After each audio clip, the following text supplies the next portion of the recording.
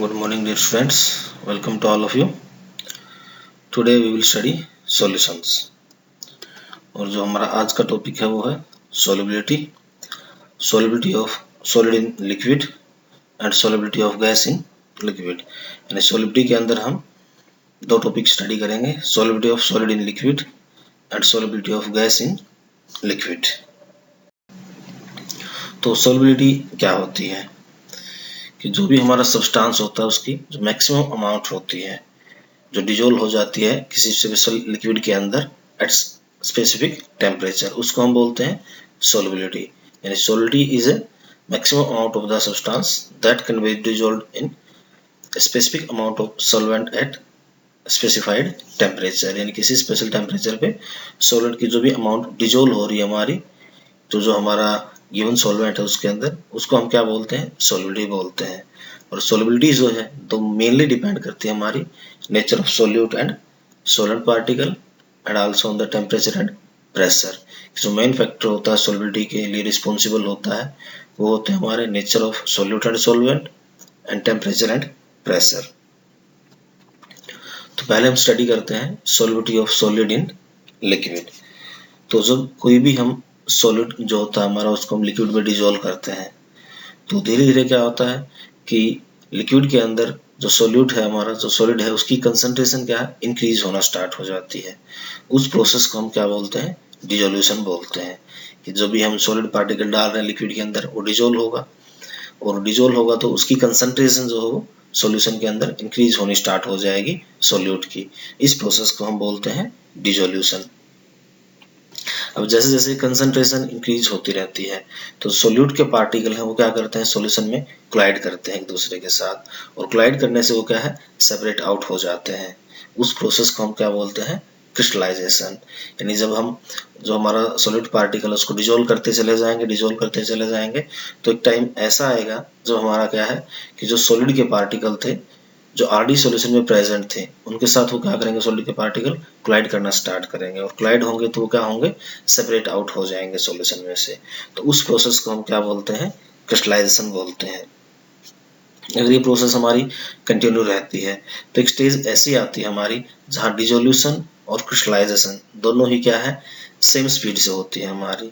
यानी दोनों ही क्या है? सेम रेट से हो रही होती है वहां पर। यानी नंबर ऑफ पार्टिकल जितने डिजोल्व होते हैं सॉल्यूशन के अंदर उतने ही पार्टिकल क्या हमारे सेपरेट आउट हो जाते हैं सॉल्यूशन में से in the form of crystal. तो यहाँ क्या है? यहाँ एक डायनेमिक इक्विलिब्रियम आ जाता है हमारा। यानी जो हमारा सॉल्यूशन फॉर्म हो रहा है उसी में से क्या है? सॉल्यूट के पार्टिकल क्रिस्टल फॉर्म में रिमूव होना स्टार्ट हो जाते हैं। तो उसकी वजह से यहाँ क्या आता है? इक्विलिब्रियम आता है। यानी ये प्रोसेस क्या है? दोनों तरफ से चलती है हमारी। यानी सॉलिड के पार्टिकल डिजोल्व भी हो रहे हैं और जितने पार्टिकल हमारे डिजोल्व हो रहे हैं उतने ही पार्टिकल क्या है? सॉल्यूशन में से क्रिस्टल फॉर्म करके सेपरेट आउट हो जाते हैं। यानी इस दौरान हमारा रेट ऑफ डिजोल्यूशन जो है that is equal to rate of crystallisation. इस स्टेज पे क्या होता है कि कंसंट्रेशन जो है सॉल्यूट की वो सॉल्यूशन के अंदर कांस्टेंट हो जाती है। यानी उसके अंदर और ज्यादा सॉलिड हमारा जो सॉल्यूट था वो डिजोल्व नहीं हो पाता है एट दैट टेम्परेचर। जो भी हमारा स्पेसिफाइड टेम्परेचर है जिस पे हम डिजोल्व कर रहे हैं उस टेम्परेचर पे जो कंसंट्रेशन है सॉल्यूट की वो क्या है? फिक्स हो जाती है, कांस्टेंट हो जाती है, वो चेंज नहीं होती। आल्दो उसके अंदर हम क्या है? सॉल्यूट ऐड करते रहते हैं। क्यों? क्योंकि जितना हम ऐड कर रहे हैं सेम अमाउंट में वो क्या है? सॉल्यूशन में से सब क्रिस्टल की फॉर्म में सेपरेट आउट हो रहा है। तो इस तरीके से यहाँ क्या होगा कि हमारी कंसंट्रेशन इंक्रीज नहीं होगी। अब यहाँ क्या होता है कि जो हमारी सॉल्युबिलिटी है वो मैक्सिमम हो चुकी होती है उस सॉल्वेंट के अंदर एट दैट पर्टिकुलर टेम्परेचर। तो उस टाइम जो हमारा सॉल्यूशन फॉर्म होता है उसको बोलते हैं हम सैचुरेटेड सॉल्यूशन। यानी सैचुरेटेड सॉल्यूशन क्या हो गया हमारा? वो सॉल्यूशन होता है जिसमें हम और ज्यादा सॉल्यूट ऐड नहीं कर सकते और ज्यादा डिजोल्व नहीं होगा उसके अंदर at the given temperature and pressure, that is called saturated solution. यानी जहां हमारा डायनामिक इक्विलिब्रियम एस्टेब्लिश हुआ था, जहां rate of dissolution is equal to rate of crystallisation हो गया था, तो उस दौरान जो हमारा सॉल्यूशन बना था at that point the solution is known as saturated solution. इसका मतलब यहाँ क्या हो गया? जो सोल्यूट पार्टिकल था उसकी जो सोल्युबिलिटी थी वो क्या हमारी मैक्सिमम हो चुकी है। उसके अंदर हम और ज्यादा सॉल्यूट ऐड नहीं कर सकते at the condition of temperature and pressure, तो उस सॉल्यूशन को हम बोलेंगे सैचुरेटेड सॉल्यूशन। अब जब हम सोल्यूट पार्टिकल को ऐड करते हैं सॉल्वेंट के अंदर, तो जब तक वो डिजोल्व होता रहता है उसको हम क्या बोलते हैं, अनसैचुरेटेड सॉल्यूशन। यानी जैसे हमने सोल्यूट को ऐड करना शुरू किया सॉल्वेंट के अंदर, तो डिजोल्व होना स्टार्ट हो गया हमारा, और डिजोल्व होता रहेगा, डिजोल्व होता रहेगा। तो जब तक वो डिजोल्व हो रहा है, जो सॉल्यूशन है हमारा वो रहेगा अनसैचुरेटेड सॉल्यूशन। और जैसे ही वो डिजोल्व होना बंद हो गया, मीन्स वहाँ सोल्युबिलिटी क्या है हमारे सोल्यूट की, मैक्सिमम हो चुकी है eight the given temperature and pressure, तो वो सॉल्यूशन होता है हमारा सैचुरेटेड सॉल्यूशन। यानी जहाँ सोल्युबिलिटी मैक्सिमम हुई वो सैचुरेटेड, और जब तक डिजोल्व होता रहेगा वो हमारा होगा अनसैचुरेटेड सॉल्यूशन। तो कंसंट्रेशन जो होती है हमारी सैचुरेटेड सॉल्यूशन की, सैचुरेटेड सॉल्यूशन के अंदर, उसी को हम क्या बोलते हैं, हमारी सोल्युबिलिटी बोलते हैं। यानी सोल्युबिलिटी क्या होती है, concentration of solute in the saturated solution. तो दूसरे वर्ड में हम सोल्युबिलिटी एक्सप्लेन कर सकते हैं कि सोल्युबिलिटी क्या होती है, किसी भी सॉलिड के लिक्विड के अंदर at given temperature is defined as the maximum amount of solid in grams which can be dissolved in 100 gram of the liquid to form a saturated solution at that particular temperature। यानी किसी भी solid की जो हमारी maximum amount जो भी dissolve हो सकती है, मैक्सिमम अमाउंट डिजोल्व हो रही है, इट मीन्स यहाँ जो हमारा सॉल्यूशन फॉर्म हो रहा है that is a saturated solution in 100 gram of the liquid at particular temperature. तो वो जो अमाउंट डिजोल्व हुई है सॉलिड की उसको हम क्या बोलते हैं, सोल्युबिलिटी बोलते हैं। उसके बाद हमारे factors affecting the solubility of solid in liquid, कौन से फैक्टर हैं जिनके ऊपर किसी भी सॉलिड की जो सोल्युबिलिटी है लिक्विड के अंदर वो डिपेंड करती है। तो वो है हमारे nature of solute and solvent, temperature and pressure. तो these are the main 3 factors which affect the solubility of solid in liquid. तो पहले है हमारा nature of solute and solvent, कि सोल्यूट और सॉल्वेंट की नेचर कैसे सोल्युबिलिटी को अफेक्ट करती है। तो जनरली क्या होता है, जो भी सोल्यूट हमारा डिजोल्व होता है सॉल्वेंट के अंदर, वो कब डिजोल्व होता है कि दोनों का जो इंट्रामोलिकुलर इंटरेक्शन सेम होता है, सिमिलर होता है। यानी अगर वो केमिकली सिमिलर होते हैं तो ही वो क्या होगा, हमारा डिजोल्व होगा, अदरवाइज डिजोल्व नहीं होगा। It means we can say that like dissolve like. अब यहाँ लाइक डिजोल्व लाइक का मतलब क्या है कि पोलर सोल्यूट है वो पोलर सॉल्वेंट के अंदर डिजोल्व होगा, और नॉन पोलर सोल्यूट है वो नॉन पोलर सोल्यूट के अंदर सॉल्वेंट के अंदर डिजोल्व होगा। यानी पोलर के अंदर डिजोल्व होगा और नॉन पोलर के अंदर डिजोल्व होगा, क्योंकि वो क्या होंगे, केमिकली सिमिलर हो जाएंगे। उनके अंदर जो इंट्रामोलिकुलर इंटरेक्शन है वो लगभग सिमिलर टाइप का होगा। इसको बोलते हैं हम लाइक डिजोल्व लाइक। जैसे उसके कुछ एग्जाम्पल हैं कि सोडियम क्लोराइड जो है वाटर में इजीली सोल्यूबल होता है, जबकि जो हमारे नॉन पोलर सॉल्वेंट है जैसे बेंजीन है, ईथर है, ये क्या है, लगभग इनसोल्यूबल होते हैं। वो क्यों, क्योंकि सोडियम क्लोराइड एक आयनिक कंपाउंड है, तो वो वाटर भी हमारा पोलर होता है, सोडियम कंपाउंड भी आयनिक मींस पोलर ही है, तो वो क्या होगा, इजीली उसके अंदर डिजोल्व हो जाएगा, क्योंकि नेचर दोनों की क्या है, सेम है। जबकि जो हमारे नॉन पोलर सॉल्वेंट है जैसे बेंजीन है, ईथर है, ये वाटर में डिजोल्व नहीं होते हैं, क्योंकि ये नॉन पोलर है और वाटर क्या हमारा पोलर होता है। या फिर इसके अलावा जैसे नेफ्थलीन है, एंथ्रासीन है, ये क्या है, इजिली बेंजीन में डिजोल्व हो जाते हैं, बट वाटर में बहुत कम डिजोल्व होते हैं, क्योंकि नेफ्थलीन एंथ्रासीन ये क्या होते हैं, हमारे नॉन पोलर होते हैं, और बेंजीन भी हमारा क्या है, नॉन पोलर है, तो उसमें इजीली डिजोल्व हो जाएंगे कि दोनों नॉन पोलर हो रहे हैं, यानी नॉन पोलर में डिजोल्व हो रहा है, क्योंकि वाटर में इनकी सोलिडिटी क्या बहुत कम होती है, क्योंकि वाटर क्या हमारा पोलर होता है।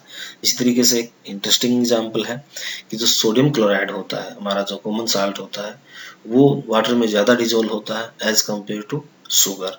जो शुगर है वो कम डिजोल्व होती है। उसका रीज़न क्या होता है कि सोडियम क्लोराइड हमारा आयनिक कंपाउंड होता है, जबकि शुगर हमारी क्या है, वो कोवैलेंट कंपाउंड होती है, तो उसके अंदर पोलर नेचर बहुत कम होगी, इसके कारण वो वाटर में उसकी सोलिडिटी क्या है, कम होती है as compared to sodium chloride. तो this is the effect of nature of solute and solvent, यानी पोलर के अंदर डिजोल्व होगा और नॉन पोलर के अंदर डिजोल्व होगा। उसके बाद एक्सप्लेनेशन ऑफ सोल्युबिलिटी, कि यानी ये आयन कैसे हमारे जो है कंपाउंड एक दूसरे के अंदर डिजोल्व होते हैं। जैसे अगर हम आयनिक कंपाउंड के केस में बात करते हैं तो आयनिक कंपाउंड में क्या हमारे दो आयंस होते हैं, एक पॉजिटिव आयन होता है, एक नेगेटिव आयन होता है। तो वाटर हमारा क्या है, पोलर सॉल्वेंट है। तो जैसे ही हम वाटर में डाल देंगे हमारे आयनिक कंपाउंड को, तो जो आयंस, जो हमारा पॉजिटिव आयन है उसमें क्या होगा, जो वाटर का नेगेटिव आयन है उसकी तरफ अट्रैक्ट हो जाएगा, और जो हमारा नेगेटिव आयन है उसकी तरफ वाटर का जो पॉजिटिव पोल है वो अट्रैक्ट हो जाएगा। यानी जैसे ही हमने क्या किया, आयन को वाटर में डाल दिया, तो जो आयन का पॉजिटिव पार्ट था उसकी तरफ क्या होगा, हमारा जो वाटर मॉलिक्यूल है उसका जो नेगेटिव एंड है, जैसे ऑक्सीजन हमारा नेगेटिव एंड होता है, जब हम H2 लिखते हैं तो O डेल्टा नेगेटिव, H के ऊपर डेल्टा पॉजिटिव आता है। तो पॉजिटिव पार्ट जो है हमारा, जो आयन है पॉजिटिव आयन, उसकी तरफ वाटर का जो नेगेटिव पोल है वो अट्रैक्ट करेगा, और जबकि जो नेगेटिव आयन है वो जो हमारा अट्रैक्ट होगा वो पॉजिटिव पोल, वाटर के पॉजिटिव पोल के साथ क्या होगा, अट्रैक्ट हो जाएगा। तो इन दोनों के बीच क्या होगा, अट्रैक्शन होगा। उसकी वजह से क्या होगा, जो Na और Cl के बीच का बॉन्ड था वो क्या होगा, टूट जाएगा, और वो क्या है, इजिली आयंस के रूप में प्रेजेंट होगा यहाँ पर, सेपरेट आउट हो जाएगा। NaCl में जो बॉन्ड था वो बॉन्ड टूट गया इनके इंटरेक्शन के कारण, और वो क्या है, Na पॉजिटिव और Cl नेगेटिव में सेपरेट आउट हो जाएगा। तो इस तरीके से हमारा जो है साल्ट जो है आयनिक कंपाउंड है वाटर में डिजोल्व हो जाता है, क्योंकि वाटर का जो नेगेटिव पोल है वो पॉजिटिव आयन की तरफ होता है, और जो पॉजिटिव पोल है वाटर का वो नेगेटिव आयन की तरफ अट्रैक्ट करता है। तो उनके इंटरेक्शन से जो NaCl के बीच बॉन्ड था वो टूट जाता है हमारा, और वो डिजोल्व हो जाएगा। अब जो डिजोल्व होता है, जो भी हमारा ये जो है पोलर मॉलिक्यूल है या आयन है जो डिजोल्व हो रहा है हमारा, उसके दौरान यहाँ पर क्या है, दो टाइप का एनर्जी चेंज होता है यहाँ पर। पहला क्या है कि जब हाइड्रेशन होता है साल्ट का, जो हमारे अपोज वाटर के मॉलिक्यूल के साथ जो उसका इंटरेक्शन होता है, तो उसकी वजह से क्या है, यहाँ पर एनर्जी रिलीज होती है, उसको बोलते हैं हम हाइड्रेशन एनर्जी। एक तो यहाँ हाइड्रेशन एनर्जी है हमारी, जब क्या हो रहा है, जो हमारा साल्ट था वो हाइड्रेटेड हो रहा है वाटर मॉलिक्यूल के साथ, तो वाटर मॉलिक्यूल के इंटरेक्शन के कारण यहाँ क्या इसके अंदर एनर्जी रिलीज होती है, और जो आयन हमारे हाइड्रेटेड हो जाते हैं, इसको बोलते हैं हम हाइड्रेशन एनर्जी। जो दूसरी एनर्जी है वो क्या है, जो हमारा आयन था, जो साल्ट था, जैसे NaCl है, इसके बीच में क्या होता है, स्ट्रॉन्ग बॉन्ड होता है NaCl में। तो जब ये बॉन्ड टूटता है तो इसको तोड़ने के लिए हमें क्या एनर्जी इसको प्रोवाइड करनी पड़ती है, वो होती है हमारी लेटिस एनर्जी। हमने ऑलरेडी स्टडी किया था कि जब अपोजिट चार्ज एक दूसरे के साथ अट्रैक्ट करते हैं तो वो क्या करते हैं, एनर्जी को रिलीज करते हैं, जिसके कारण उनमें क्या बॉन्ड फॉर्म हो जाता है। तो वहां बॉन्ड फॉर्म हो रहा था, वो एनर्जी रिलीज हो रही थी, उसको नाम दिया था हमने लेटिस एनर्जी। अब सेम वे में जो बॉन्ड ऑलरेडी प्रेजेंट है NaCl में दो डिफरेंट आयंस में, उसको हम क्या कर रहे हैं, तोड़ेंगे यहाँ से। तो इस बॉन्ड को तोड़ने के लिए जितनी एनर्जी की जरूरत पड़ेगी वो क्या होगी, हमारी लेटिस एनर्जी। तो यहाँ दो टाइप की एनर्जी चेंज हो रहा है, एक हाइड्रेशन एनर्जी जो कि रिलीज हो रही है जब आयन क्या होता है हमारा हाइड्रेटेड होता है वाटर मॉलिक्यूल के साथ, और दूसरा जो आयंस में बॉन्ड प्रेजेंट है वो बॉन्ड हमारा टूट रहा है, जिसके कारण जो एनर्जी की रिक्वायरमेंट है यहाँ उसको हम बोलते हैं लेटिस एनर्जी। अब जो सोलिबिलिटी है वो मेनली हमारी इन फैक्टर के ऊपर डिपेंड करती है। अगर हमारी हाइड्रेशन एनर्जी ज़्यादा है और लेटिस एनर्जी कम है, यानी वाटर मॉलिक्यूल का आयन के साथ इंटरेक्शन से जो एनर्जी रिलीज हो रही थी वो ज़्यादा थी, और जो बॉन्ड को तोड़ने के लिए एनर्जी चाहिए वो कम थी, तो बॉन्ड क्या होगा, आयंस के बीच का इजिली टूट जाएगा, और वो क्या होगा, हमारा वाटर में सोल्यूबल होगा। अगर हमारी हाइड्रेशन एनर्जी कम है और लेटिस एनर्जी ज़्यादा है, मीन्स वाटर के इंटरेक्शन से जो एनर्जी रिलीज हो रही थी वो कम है और बॉन्ड को तोड़ने के लिए एनर्जी की रिक्वायरमेंट ज़्यादा है, तो यहाँ पर एनर्जी सफिशिएंट नहीं है जो कि आयंस के बीच के बॉन्ड को इजिली ब्रेक कर पाए। तो इस कंडीशन में क्या होगा, जो भी है हमारा जो सॉलिड सब्सटेंस है वो हमारा डिजोल्व नहीं होगा, वो क्या रहेगा, इनसोल्युबल रहेगा। यानी है अगर हाइड्रेशन एनर्जी ज़्यादा है, लेटिस एनर्जी कम है, तो जो सब्सटेंस था हमारा वो डिजोल्व हो जाएगा, सोल्यूबल होगा।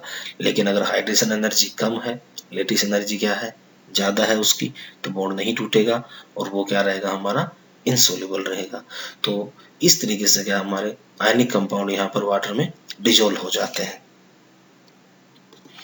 और जो हमारे नॉन आयनिक होते हैं, नॉन पोलर कंपाउंड होते हैं, उनकी सोलिडिटी किस वजह से होती है? उनकी सोलिडिटी होती है due to similar interaction between solute and solvent particle की। उनमें जो इंटरेक्शन है वो सिमिलर होता है, जिसकी वजह से वो क्या है, non polar compound non polar सोल्वेंट में डिजोल्व होता है।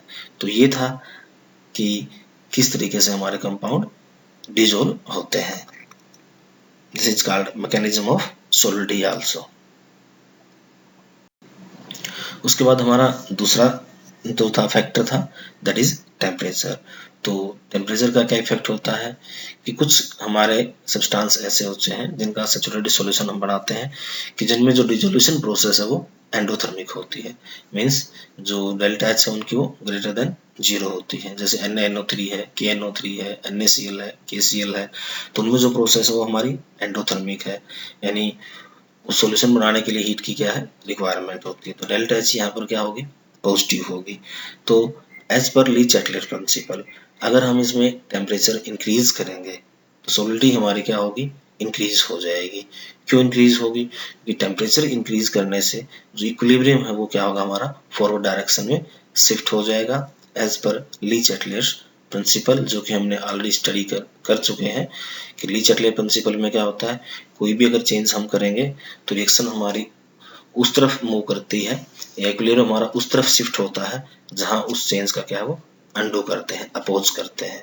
तो जैसे हमारा यहाँ हम टेम्परेचर इंक्रीज कर रहे हैं तो ये क्या करेगा, अब सॉल्यूशन की साइड टेम्परेचर कम है, जबकि हमारा क्या है, यहाँ जो हमारा सोल्यूट प्लस सोलवेंट, यहाँ हम इसको एनर्जी दे रहे हैं, यहाँ हमारा टेम्परेचर क्या है, ज़्यादा है। तो ली चैटलेट प्रिंसिपल के अकॉर्डिंग क्या होगा, जैसे हम टेम्परेचर इंक्रीज करेंगे रिएक्शन हमारी क्या करेगी, ये जो इक्विलिब्रियम था इसके अंदर वो क्या करेगा, फॉरवर्ड डायरेक्शन में शिफ्ट हो जाएगा। यानी फॉरवर्ड डायरेक्शन में हमारा क्या है, सॉल्यूशन फॉर्म हो रहा है, यानी सोल्यूट प्लस सोलवेंट क्या करेंगे, सॉल्यूशन फॉर्म करेंगे। तो जितना टेम्परेचर इंक्रीज हम करते चले जाएंगे उतना ही हमारा क्या, इक्विलिब्रियम फॉरवर्ड डायरेक्शन में जाता जाएगा, यानी हमारा ज़्यादा अमाउंट में सॉल्यूशन प्रिपेयर होता चला जाएगा, यानी सोलिडिटी क्या हो रही है, हमारी इंक्रीज हो रही है। तो सिंपली हम बोलें तो कोई भी सब्सटेंस जिसमें डिसोल्यूशन प्रोसेस एंडोथर्मिक होती है उस केस में टेम्परेचर इंक्रीज करने से सोलिडिटी क्या हमारी इंक्रीज हो जाती है। उसके बाद है, अगर हमारी डिसोल्यूशन प्रोसेस है जो हम सैचुरेटेड सॉल्यूशन बना रहे हैं वो एक्सोथर्मिक है, डेल्टा एच उसकी क्या होगी, लेस देन 0 होगी। जैसे हमारे कुछ एग्जांपल हैं, सीरियम सल्फेट है, लिथियम सल्फेट है, या लिथियम कार्बोनेट है, सोडियम कार्बोनेट है। इनमें जो हमारी डिसोल्यूशन प्रोसेस है वो एक्सोथर्मिक है। जैसे इसमें क्या होगा, डेल्टा एच हमारी क्या होगी, नेगेटिव होगी। तो अब इसमें अगर हम टेम्परेचर इंक्रीज करेंगे एज पर ली चैटलेट प्रिंसिपल, तो रिएक्शन जो इक्विलिब्रियम जो है वो क्या करेगा, हमारा बैकवर्ड डायरेक्शन में आएगा, यानी वो किस तरफ आएगा, हमारा सोल्यूट प्लस सोलवेंट की तरफ आएगा, यानी सोलिडिटी क्या हो जाएगी, यहाँ पर हमारी डिक्रीज हो जाएगी। तो एक्सोथर्मिक प्रोसेस के केस में सोलिडिटी जो है वो हमारी डिक्रीज होगी ऑन इंक्रीजिंग द टेम्परेचर। और अगर प्रोसेस हमारी एंडोथर्मिक है तो उसमें क्या होगा, हमारा जो टेम्परेचर इंक्रीज करेंगे तो सोलिडिटी इंक्रीज होगी, क्योंकि एंडोथर्मिक में इक्विलिब्रियम हमारा फॉरवर्ड डायरेक्शन में चला जाता है, जबकि एक्सोथर्मिक में जब भी हम टेम्परेचर इंक्रीज करेंगे तो इक्विलिब्रियम क्या करेगा, हमारा बैकवर्ड डायरेक्शन में शिफ्ट हो जाएगा, यानी सोल्यूट प्लस सोलवेंट की तरफ आएगा, यानी जो सोलिडिटी थी हमारी वो क्या हो जाएगी, कम हो जाएगी एज पर ली चैटलेट प्रिंसिपल। उसके बाद कुछ सब्सटेंस ऐसे होते हैं, जैसे ये हाइड्रेटेड सब्सटेंस है, जैसे CaCl2 है, Na2SO4 10H2 है। इनको अगर हम हीट करते हैं तो यहाँ पर पर्टिकुलर टेम्परेचर पे ये क्या करते हैं, एक हाइड्रेटेड फॉर्म से दूसरी हाइड्रेटेड फॉर्म में या फिर अनहाइड्रस फॉर्म में चेंज हो जाते हैं। जैसे अगर हम कैल्शियम क्लोराइड है इसको हीट करेंगे तो ये कैल्शियम क्लोराइड 6H2 से CaCl2 4H2 में कन्वर्ट होगा, यहाँ 2 वाटर मॉलिक्यूल का लॉस होगा। फिर क्या होगा, वो CaCl2 2H2 में कन्वर्ट हो जाएगा, यहाँ 2 वाटर मॉलिक्यूल का लॉस और हो जाएगा। ये कब होगा, जब इसका हम टेम्परेचर इंक्रीज करेंगे। तो ये क्या हो रहा है, एक हाइड्रेटेड फॉर्म से दूसरी हाइड्रेटेड फॉर्म में कन्वर्ट हो रहा है। जैसे ही हमारा जो सोडियम सल्फेट है इसको हम हीट करते हैं तो यहाँ से कंप्लीट वाटर मॉलिक्यूल का है लॉस हो जाता है और वो अनहाइड्रस सोडियम सल्फेट में कन्वर्ट हो जाता है। तो इनके केस में क्या होता है कि ये कोई कंटिन्यूस इंक्रीज शो नहीं करते हैं, सॉलिबिलिटी का इंक्रीज या डिक्रीज शो नहीं करते हैं। इनमें क्या वहाँ पर जो हमारा ग्राफ है वो डिसकंटिन्यू होता है, कंटिन्यूस चेंज नहीं होता है यहाँ पर। तो कोई भी substance that at that temperature at which one form of the substance changes to another form, यानी जब एक फॉर्म से दूसरी फॉर्म में कन्वर्ट हो रहा है उस टेम्परेचर को हम क्या बोलते हैं, ट्रांजिशन टेम्परेचर। इसको हम ग्राफ से स्टडी करते हैं। जैसे ये हमारा ग्राफ है जिसमें क्या हो रहा है कि जैसे हमने KClO3 था, इसका टेम्परेचर इंक्रीज किया तो सॉलिडिटी इंक्रीज हो गई। सबसे ऊपर हमारा NaNO3 है, टेम्परेचर इंक्रीज कर रहे हैं तो सॉलिडिटी इंक्रीज हो रही है। CaCl2 में भी ऐसा ही हो रहा है, KNO3 में भी हमारा ऐसा ही हो रहा है। तो इनमें प्रोसेस क्या है, हमारी एंडोथर्मिक प्रोसेस है। तो उसके केस में जैसे जैसे हम टेम्परेचर इंक्रीज करेंगे सॉलिडिटी इंक्रीज होती चली जाएगी। लेकिन अगर हम यहाँ देखते हैं इसको सीजियम सल्फेट को, तो इसकी सॉलिडिटी क्या हो रही है, डिक्रीज हो रही है। ये किस में होगा, क्योंकि इसका क्या था, हमारा एक्सोथर्मिक प्रोसेस होती है, डिसोल्यूशन प्रोसेस है वो एक्सोथर्मिक है। तो यहाँ जो है टेम्परेचर इंक्रीज करने से सॉलिडिटी हमारी क्या हो रही है, डिक्रीज हो रही है। एक और ग्राफ है हमारा, ये कौन सा था, हमारा हाइड्रेटेड साल्ट के लिए था। तो यहाँ क्या है, टेम्परेचर इंक्रीज करने से रेगुलर इंक्रीज नहीं है, यहाँ पर बीच बीच में क्या है कि ट्रांजिशन स्टेट आती है। ये वो स्टेट होती है जहाँ हमारे वाटर मॉलिक्यूल क्या है, लॉस होते हैं। तो यहाँ क्या एकदम से अब्रप्ट चेंज आपको दिखता है इसके अंदर। जैसे आप Na2SO4 का देखते हैं तो पहले वो क्या है, इंक्रीज होती है तो 32.8 डिग्री सेल्सियस पे, वो क्या है फिर डिक्रीज होती है और लगभग सेम हो जाती है, बहुत कम डिक्रीज हो रहा है उसमें। तो ये जो टेम्परेचर था 32.8 डिग्री सेल्सियस, यहाँ इसकी क्या आ गई, ट्रांजिशन स्टेट आ गई, यानी वाटर मॉलिक्यूल का क्या होगा, लॉस हो गया। इसी तरीके से अगर CaCl2 में देखते हैं तो जहाँ आपको डॉट दिखाई दे रहा है, ब्लैक डॉट, ये क्या शो कर रहा है कि यहाँ इसकी स्टेट क्या है, ट्रांजिशन स्टेट आ रही है, यानी वाटर मॉलिक्यूल का क्या है, लॉस हो रहा है। तो इन कंपाउंड में क्या है, कंटिन्यूस इंक्रीज या डिक्रीज नहीं होता है। तो ये था हमारा इफेक्ट ऑफ टेम्परेचर। उसके बाद है इफेक्ट ऑफ प्रेशर। तो अगर सॉलिड को हम लिक्विड में डिजोल्व कर रहे हैं तो वहाँ प्रेशर का ज़्यादा इफेक्ट नहीं होता है, या सॉलिडिटी जो हमारी प्रेशर से बहुत ज़्यादा इफेक्टेड नहीं होती। ये क्यों होता है, क्योंकि सॉलिड और लिक्विड क्या है, हाईली इनकम्प्रेसिबल होते हैं, और जो प्रेशर इंक्रीज करने से उनके अंदर क्या है, ज़्यादा इफेक्ट नहीं होता है। तो उनकी सॉलिडिटी के ऊपर प्रेशर का कोई बहुत ज़्यादा इफेक्ट नहीं पड़ता है। तो solidity of solid in liquid is not affected so much by the pressure because solid and liquid are highly incompressible. तो ये था हमारा about solubility of solid in liquid. उसके बाद हमारा solubility of gas in liquid, कि कोई भी गैस है हमारी, जब उसको हम लिक्विड में डिजोल्व करते हैं, ऑलमोस्ट हमारी लगभग सभी गैसेस क्या है, लेकिन वाटर में डिजोल्व होती हैं। कुछ ज़्यादा अमाउंट में डिजोल्व होती हैं, कुछ कम अमाउंट में डिजोल्व होती हैं। और जो हमारा जैसे हमारा एक्वेटिक लाइफ है जो एग्जिस्ट कर रहा है वाटर के अंदर या लेक्स के अंदर, रिवर के अंदर, ये सब किस वजह से है, क्योंकि उसमें क्या है, कुछ अमाउंट में ऑक्सीजन हमारी डिजोल्व रहती है। तो almost all gases are soluble in water, but उनकी अमाउंट क्या बहुत वेरी करती है, किसी में ज़्यादा होती है, किसी की कम होती है। कुछ गैसेस हमारी कुछ ऐसे सॉल्वेंट है जैसे अल्कोहल है या बेंजीन है, उसमें भी डिजोल्व हो जाती है। तो इस तरीके से क्या है, हमारी जो गैसेस की जो सॉल्विटी है लिक्विड के अंदर वो डिफरेंट होती है। तो गैसेस के केस में हम सॉलिडिटी को किस तरीके से एक्सप्लेन करते हैं, that solubility of any gas in liquid is the volume of the gas in ml that can be dissolved to the unit volume of the liquid to form saturated solution। यानी किसी भी gas का जो हम जितनी amount ml में dissolve कर पा रहे हैं लिक्विड के अंदर, यूनिट वॉल्यूम ऑफ लिक्विड के अंदर, उसका सैचुरेटेड सॉल्यूशन बनाने के लिए eight particular temperature and pressure, तो उस अमाउंट को हम क्या बोलते हैं, गैसेस अमाउंट को हम बोलेंगे सॉल्युबिलिटी। और ये क्या होती है, एक मैक्सिमम अमाउंट होती है हमारी किसी भी गैस की, that can be dissolved to the unit volume of liquid to form the saturated solution at given temperature and pressure। Temperature और प्रेशर का बहुत ज़्यादा इंपॉर्टेंस होता है। तो जो सॉल्युबिलिटी है गैस की लिक्विड के अंदर, उसको हम एक्सप्रेस करते हैं इन टर्म्स ऑफ मोलैरिटी और mole fraction of the gas. इसको हम या तो मोल फ्रैक्शन की टर्म में एक्सप्रेस करेंगे या फिर मोलैरिटी के फॉर्म में क्या करते हैं, एक्सप्रेस करते हैं। उसके बाद है factor affecting the solubility of gas in liquid. इन कौन से फैक्टर हैं जिनके ऊपर हमारी जो गैस की सॉलिडिटी है लिक्विड के अंदर वो डिपेंड करती है। तो पहला है nature of gas and solvent, temperature and pressure. तो first we will study nature of gas and solvent, कि जो गैस और उसकी सॉल्वेंट की नेचर है वो कैसे अफेक्ट करती है। तो कुछ गैसेज हैं जैसे CO2 है, HCl है, NH3, ये वाटर में हाईली सॉल्युबल होती हैं, बहुत ज़्यादा अमाउंट में क्या है डिजोल्व हो जाती हैं। क्योंकि कुछ गैसेज हैं जैसे हाइड्रोजन है, नाइट्रोजन है, ऑक्सीजन है, इनकी सॉलिडिटी वाटर में क्या बहुत कम होती है। तो ये जो गैसेज का सॉलिडिटी का डिफरेंस आता है वो किस वजह से आता है, वो आता है कि जो इंटरेक्शन होता है लिक्विड और गैस के साथ, अगर वो केमिकली सिमिलर है तो वो गैसेज क्या होंगी, डिजोल्व हो जाएंगी। यानी अगर वो गैस हमारी वाटर के साथ या लिक्विड के साथ रिएक्शन कर रही है तो वो क्या होगी, उसमें डिजोल्व हो जाएगी।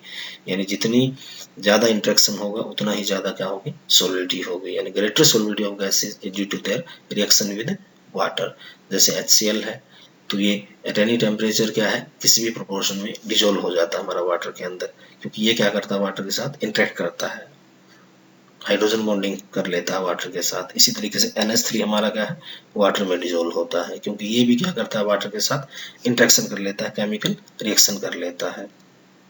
जो भी गैसेज लिक्विड के साथ इंटरेक्ट करेंगी वो क्या होंगी, इजिली डिजोल्व हो जाएंगी, और जिनका इंटरेक्शन बहुत कम होगा उनकी सॉलिडिटी क्या होगी, बहुत कम होगी। तो उसके बाद इफेक्ट ऑफ टेम्परेचर। टेम्परेचर का क्या इफेक्ट होता है, जो सॉलिडिटी है गैस की वो डिक्रीज होती है विद इंक्रीजिंग टेम्परेचर। जब भी हम टेम्परेचर इंक्रीज करेंगे गैस की सॉलिडिटी क्या होगी, डिक्रीज हो जाएगी। वो क्यों होगी, क्योंकि जो डिजोल्यूशन प्रोसेस होती है गैसेस के अंदर वो क्या होती है, एक्जोथर्मिक प्रोसेस होती है। जब भी हम गैस से सॉल्यूशन फॉर्म करते हैं by mixing with solvent, the process is exothermic. तो एक्जोथर्मिक प्रोसेस होगी। तो एज पर ली चैटलियर प्रिंसिपल, जब भी हम टेम्परेचर इंक्रीज करेंगे तो जो रिएक्शन है, जो इक्विलिब्रियम जो था इसमें, वो क्या होगा, इक्विलिब्रियम हमारा बैकवर्ड शिफ्ट हो जाएगा, यानी सॉलिडिटी क्या हो जाएगी, इसकी डिक्रीज हो जाएगी। और दूसरे वर्ड में अगर इसको हम एक्सप्लेन करें तो जब भी हम टेम्परेचर इंक्रीज करेंगे जो गैस पार्टिकल की काइनेटिक एनर्जी है वो क्या होगी, ज़्यादा हो जाएगी। तो फास्टली मूव करेंगे तो वो क्या करेंगे, सॉल्यूशन में से एस्केप आउट हो जाएंगे। तो गैस पार्टिकल की एनर्जी ज़्यादा है तो क्या करेंगे, लिक्विड में से हमारे एस्केप आउट होंगे, यानी वहाँ पर गैस की अमाउंट क्या होगी, कम रह जाएगी, उसकी सॉलिडिटी क्या हो जाती है, डिक्रीज हो जाती है। तो टेम्परेचर इंक्रीज करने से गैसेस की सॉलिडिटी डिक्रीज होती है। उसके बाद है हमारा इफेक्ट ऑफ प्रेशर। तो प्रेशर का क्या इफेक्ट होता है, जब भी हम प्रेशर इंक्रीज करते हैं जो गैसेज की सॉलिडिटी है वो इंक्रीज हो जाती है और इंक्रीजिंग द प्रेशर। तो कैसे इंक्रीज होती है, पहले देखिए आप जो ए वाला फिगर है हमारा, इसमें क्या है कि जो हमारे लिक्विड है वो हमारा लाइट रेडिश कलर से जो दिख रहा है, और जो गैस पार्टिकल है वो हमारे ब्लू कलर के रीजन में है। अब जैसे प्रेशर यहाँ पर कम है तो गैसेस की सॉलिडिटी यहाँ कम हो रही है। यहाँ क्या होता है कि इक्विलिब्रियम एस्टेब्लिश हो जाता है, जितने नंबर ऑफ पार्टिकल लिक्विड में जा रहे हैं और जितने ऑपरेट हो रहे हैं उनके बीच में क्या है, इक्विलिब्रियम हो जाता है। तो डायनामिक इक्विलिब्रियम होता है। तो number of particle that interact that is going to the liquid and that are operating, वो क्या है, इक्वल हो जाते हैं। तो इक्वल हो जाएंगे, दोनों का रेट इक्वल हो जाएगा तो और ज़्यादा गैस हमारी डिजोल्व नहीं होती है। दूसरा, कम प्रेशर पे जो number of particle that interact with the liquid वो भी क्या हमारे कम है, तो इसकी सॉलिडिटी है जो गैस की लिक्विड में वो क्या है, कम होगी। अब जैसे ही हमने क्या किया, इसके ऊपर प्रेशर इंक्रीज कर दिया तो जो गैसेज इसलिए हमारे गैस पार्टिकल एक दूसरे के क्लोज आएंगे, तो नंबर ऑफ पार्टिकल जो लिक्विड सरफेस के साथ इंटरेक्ट कर रहे हैं वो क्या हो जाएंगे, ज़्यादा हो जाएंगे। तो इक्विलिब्रियम यहाँ पर हमारा डिस्टर्ब हो जाएगा। तो यहाँ सॉलिडिटी क्या हो जाएगी, ज़्यादा हो जाएगी, क्योंकि यहाँ पर जो लिक्विड के साथ जो गैस के पार्टिकल जो इंटरेक्ट कर रहे हैं वो क्या है, ज़्यादा हो गए। उनके ज़्यादा होने से जो सॉलिडिटी है वो हमारी क्या है, इंक्रीज हो जाती है। तो इस कंडीशन में क्या होता है, number of gaseous particle per unit volume of the liquid surface वो हमारे क्या है, इंक्रीज हो जाते हैं। जो सरफेस जो लिक्विड के सरफेस के साथ इंटरेक्ट कर रहे हैं वो ज़्यादा हो जाएंगे, तो सॉल्युबिलिटी क्या होगी, इंक्रीज हो जाएगी हमारे, और ये डिजोल्व होते रहेंगे। कब, जब तक डिजोल्व होते रहेंगे तब तक इनके बीच में दोबारा फिर से इक्विलिब्रियम एस्टेब्लिश नहीं हो जाता। तो प्रेशर का सिंपल इफेक्ट होता है कि प्रेशर इंक्रीज करने से सॉल्युबिलिटी हमारी इंक्रीज हो जाती है, because on increasing the pressure the number of gases particle per unit volume of the solution increases, a number of particles that interact with the liquid surface increases, जिसके कारण solubility हमारी increase हो जाती है। तो these are the main factors which affect the solubility of gas in liquid. Thank you very much.